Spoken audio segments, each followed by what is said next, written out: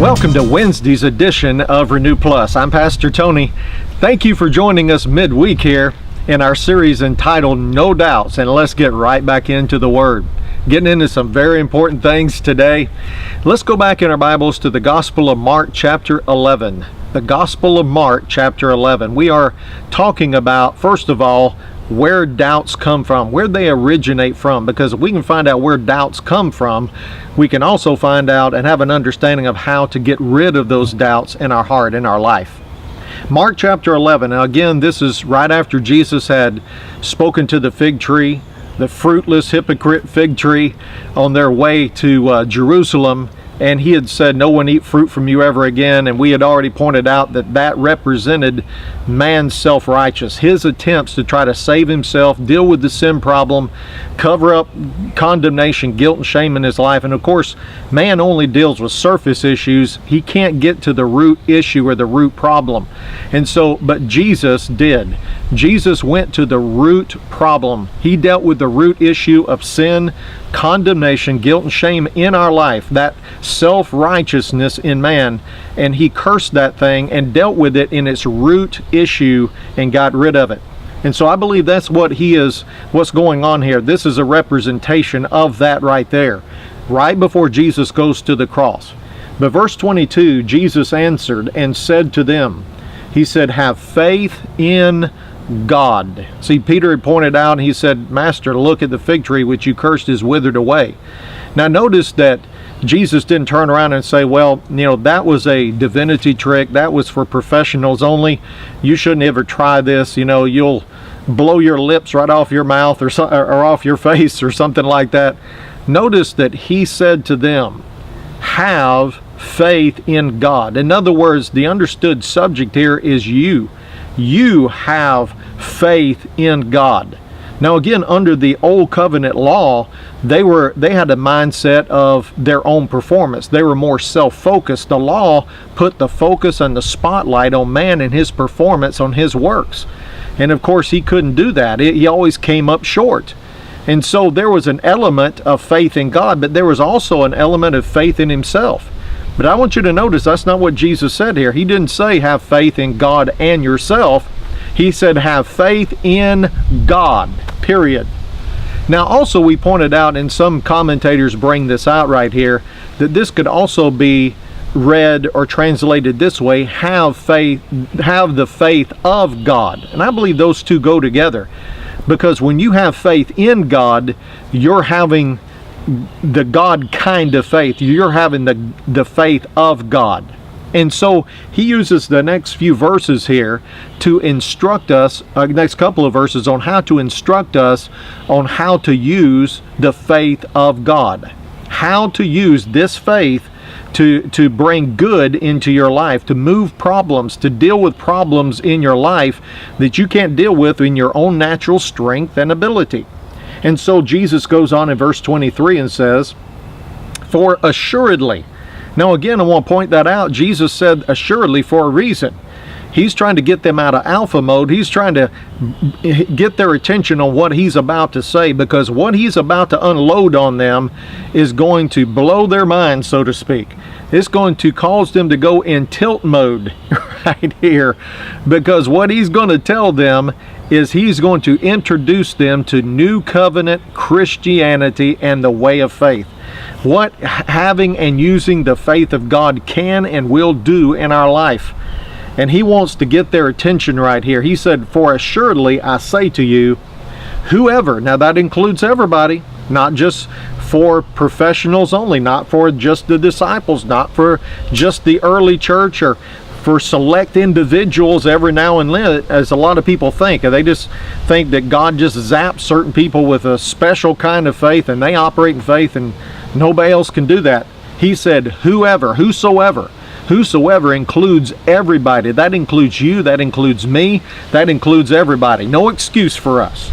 It says, whoever says to this mountain, be removed and be cast into the sea, and does not doubt in his heart, but believes that those things which he says will be done, he will have, listen, he will have whatever he says. Whoever will have whatever they say when it's in faith. Now again, a lot of people, they kind of discount that right there, and they said, you can't move a mountain just by talking to it and speaking words to it.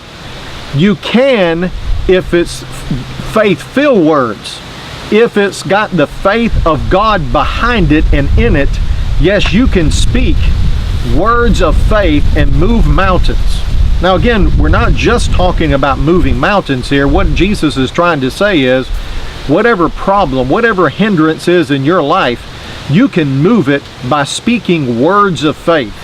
The words of faith, the faith of God to it, and you can command it to be removed, and it will obey you. It will be removed. Jesus is not a liar here. He's not talking code language or anything else right here. He's saying this is what will happen with the new covenant believer when they speak in faith. It's not just parroting words, but it's words when you believe God. When you have the faith of God behind your words, you can move mountains in your life. You can move problems in your life. Things that you cannot deal with naturally, with your own natural strength and ability and power. You can tap into God's power by using His faith. You can have the power of God when you use the faith of God and release it through words in your mouth. Now again, this just seems so ridiculous to a lot of people. Even most Christians, they just don't believe this right here.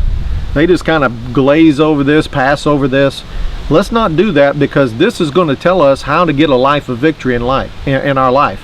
How to have a good life, how to deal with problems, how to deal with situations, how to deal with things in our life that, quite frankly, we don't have the strength and ability and resources to deal with. We can tap into those ability, strength, resources, and the power of God by using His faith. Now notice here that there is a contingency. There is a condition. So let's read this one more time. He said, "For surely I say to you, whoever says to this mountain, be removed and be cast into the sea, and does not doubt in his heart." Now listen, there's nothing wrong with the faith of God. But listen, it can be suppressed. It can be negated when we have abundance of doubt and unbelief in our heart. It can in fact render the faith of God powerless, and so it doesn't work. And that's the reason a lot of people say, well, this stuff doesn't work right here. It's not because faith doesn't work. It's not because the faith of God doesn't work. It is because they have doubts in their heart. And that's what we're talking about right here. You can have the faith of God, which doesn't require much, as we're going to see in later lessons. It doesn't require a whole lot of this kind of faith to blow a mountain away, to deal with problems in our life and overcome and have victory in your life. But the problem is not in the amount of faith or the lack of faith, as some people say, because a lot of people say, well, I just don't have enough faith to get it done. No, it's not the fact that you don't have enough faith. It's that you have too much doubt and unbelief in your heart, and that is suppressing, negating, and nullifying the effects of the faith of God that's trying to work in your life. So there is something really important that we need to point out right here. When in the Greek word doubt, when Jesus uses that word doubt, does not doubt in his heart. If you look at the Greek word for doubt right here, it is a compound Greek word. Now listen, we don't have to be a Greek scholar, but we can get a concordance and find these things out, and this is going to be a real eye-opener for you right here. The word doubt in the Greek is a compound Greek word pronounced diakrino. It is spelled D-I-A-K-R-I-N-O, diakrino. Now, the first part of that, the first word of that compound Greek word, diakrino, dia, means this. It means by reason of, on account of, because of, for this reason. I'll repeat that one more time. The word dia here in the Greek actually means by reason of, on account of, because of, and for this reason. Now, the word krino, and that together with this word right here, is really going to open our eyes to where doubt comes from and how to get rid of it. The word krino in the Greek means to judge, to condemn, and to separate. To judge, condemn, and to separate. If you put those two words together, it actually means this. We can read it this way: for the reason of condemning oneself. For the reason of condemning oneself. We can say self-condemnation. That's why I told you, and that's why we spent so many weeks talking about no condemnation. And why I said to get the most out of this, you need to go back and listen to that series and get established in it. Because this is the root of doubt right here. The root of doubt is self-condemnation, for the reason of condemning yourself. So let's go back and read it that way.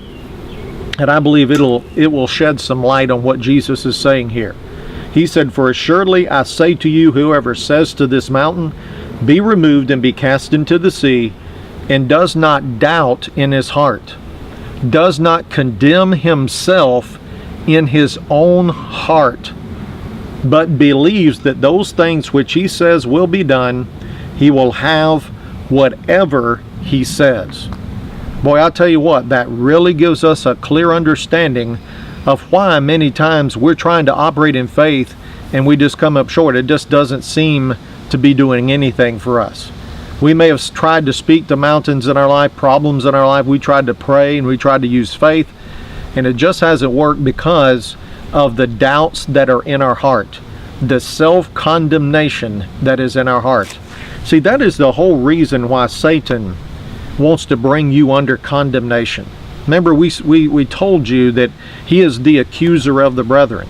He wants to accuse you to yourself of something you did wrong. Whether it's really even wrong or not, whether it's really a law or not, if he can get you under self-condemnation for anything, if he can get you focused on yourself, if he can play on your personal pride, which is subtle, by the way, and your own sense of self-righteousness, and then he's going to bring self-condemnation into your life, which is going to produce doubts in your heart, and that's going to keep the faith of God from operating correctly in your life. It's going to inactivate the faith of God and keep it from working.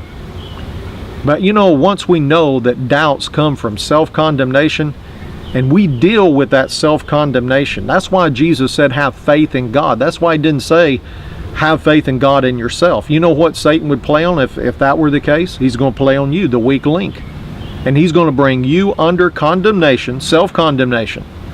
And then he's going to produce doubts in your heart, and you won't be moving any mountains in your life. In fact, those mountains are going to get bigger in front of your face because of that. Boy, I tell you, there's a lot more we're going to say about that in the next couple of days. Join us again tomorrow. If you'd like additional resources and materials, go to tonycowan.org, and we will see you tomorrow.